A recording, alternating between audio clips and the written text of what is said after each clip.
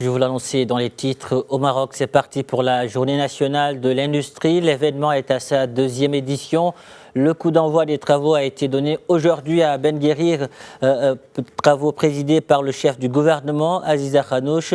Et ce rendez-vous vise à favoriser les échanges sur les nouveaux enjeux liés au développement du secteur industriel afin d'atteindre son plein potentiel. Il s'agit également de promouvoir une industrie nationale forte et résiliente, exploitant pleinement le potentiel des régions pour créer davantage de valeur et de richesse.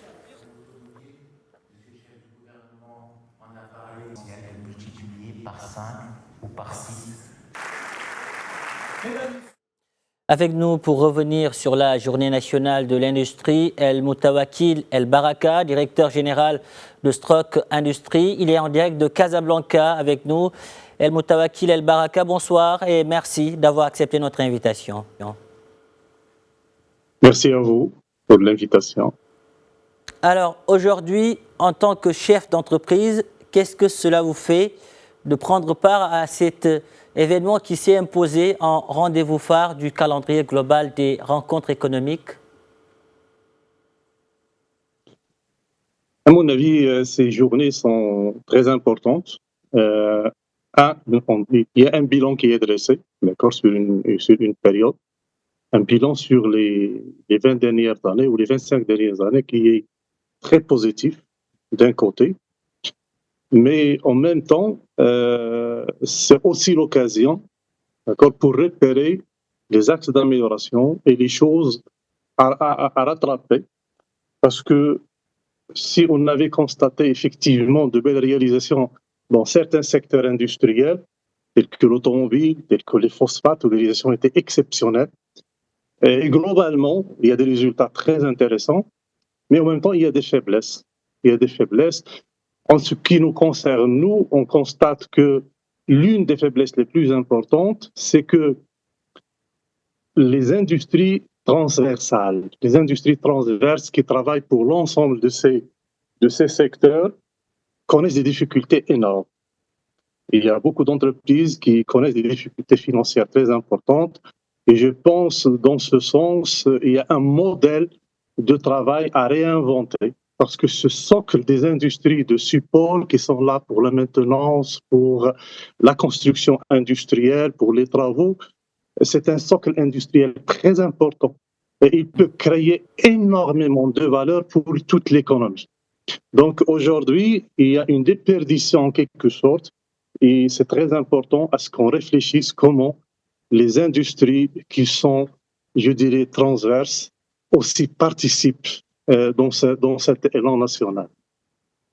Donc l'importance, vous l'avez dit, de tenir ce genre de rencontre. Pardon? Je vous entends pas bien. D'où l'importance de tenir ce genre de rencontre pour pouvoir combler certaines lacunes. Oui. Absolument, parce que même les différentes parties prenantes, c'est bien qu'ils se mettent ensemble autour d'une table, parce que le travail en silo, il est problématique. Si l'administration, les banques, les entreprises, les grands donneurs de travail différemment, ces moments forts permettent de se connaître, de partager les difficultés et tirer le meilleur du système. El Moutawakil El Baraka, aujourd'hui, près de 80% de l'industrie est concentrée, disons, sur l'axe El Jadida Tanger. Quels sont les moyens mis en place pour valoriser aujourd'hui le potentiel industriel des autres régions du Maroc encore largement sous-exploitées? Absolument, mais il faut quand même noter, même sur cet axe, il y a de l'évolution. Il y a 20 ans, on parlait qu'il y avait une concentration sur Kazakh et Nitra. Aujourd'hui, on parle quand même de El Jadida Tanger. Donc quand même, l'axe, c'est, comment dirais-je, c'est agrandi. Ça, c'est quand même un élément très positif qu'il faut souligner. Mais effectivement, les autres régions ne participent pas ou n'exploitent pas tout leur potentiel. Mais je pense que l'exercice n'est pas facile. C'est un exercice... l'essentiel, c'est qu'il faut qu'il soit inclusif, c'est-à-dire il faut des plans de développement régionaux sur le long terme. Et ces plans, il faut les travailler avec, il est inclusif, il inclut toutes les parties, le représentant de l'administration des différents départements, il y a les régions, il y a les collectivités locales, l'université, et tout le monde doit travailler sur ces plans. Et par la suite, et repérer et travailler sur les potentialités de chaque région. Ça, c'est un exercice où il faut le faire région par région, parce qu'on ne peut pas dire qu'il n'y a pas de potentialité dans les régions. Il y a des potentialités dans les régions. Mais si on reporte tout ça sur un plan de développement régional, par la suite, travailler sur attirer les investissements.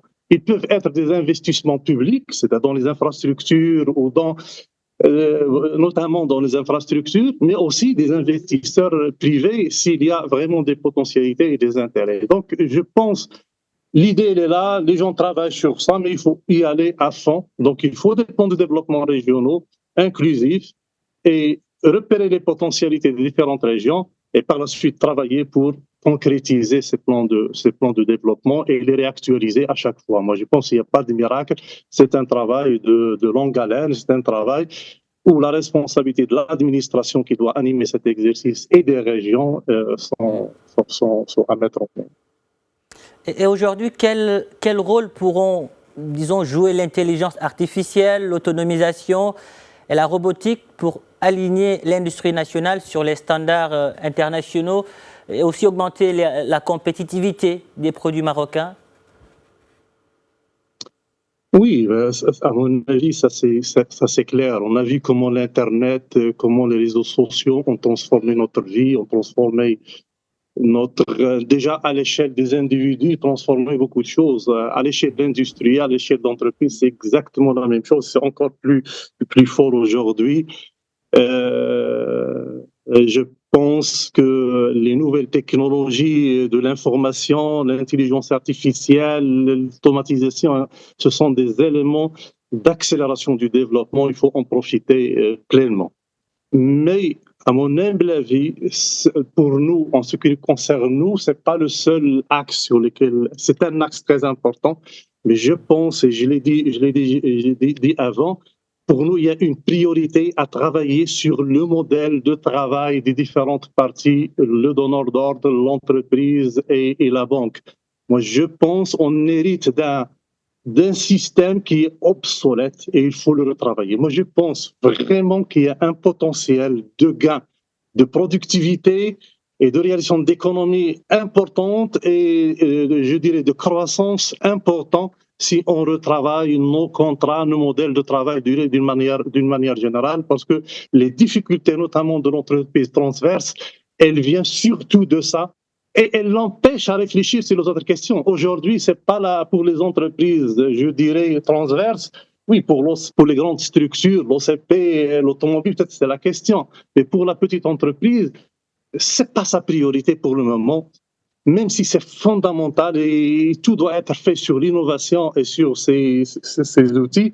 Mais je pense que la priorité de l'entreprise aujourd'hui, c'est un modèle qui va apporter de la sincérité dans le fonctionnement global. Ça, c'est fondamental à mon avis.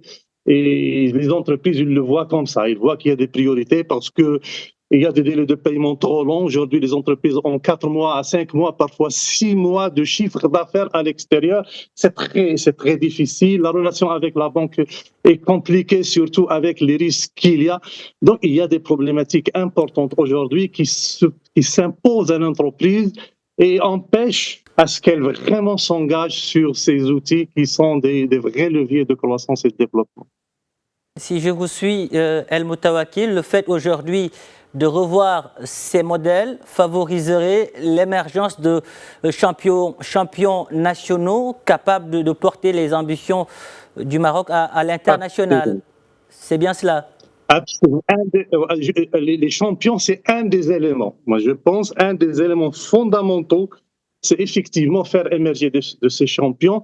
Mais je vous dirais que c'est pas facile si on ne réexamine pas le modèle. Moi, on a travaillé pendant plusieurs années sur un cas précis de développement d'un champion national avec l'administration.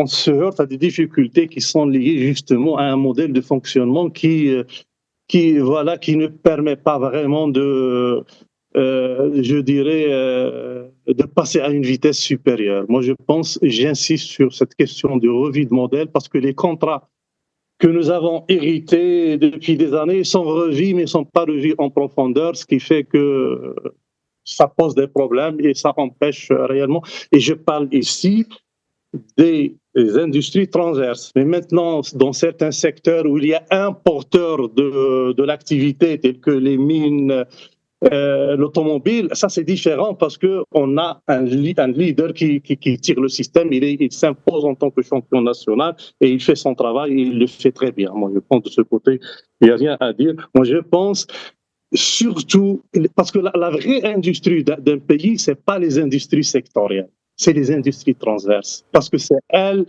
qui, comment dirais-je, qui sont importants pour la souveraineté industrielle du pays. Elles s'exportent plus important et c'est eux qui réalisent en quelque sorte l'empreinte industrielle du pays. Parce que lorsqu'on est capable d'apporter des solutions industrielles aux différents secteurs, quand le transverse est capable d'apporter des solutions, il va les apporter ici et à l'extérieur, à l'exportation.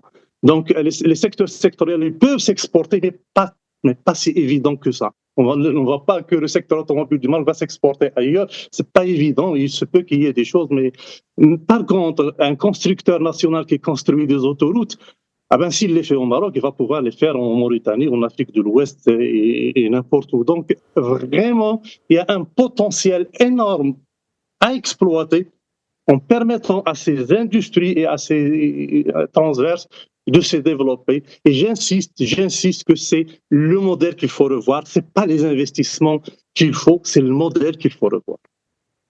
El Moutawakil El Baraka, merci. Merci pour toutes ces précisions. Merci d'avoir répondu à nos questions.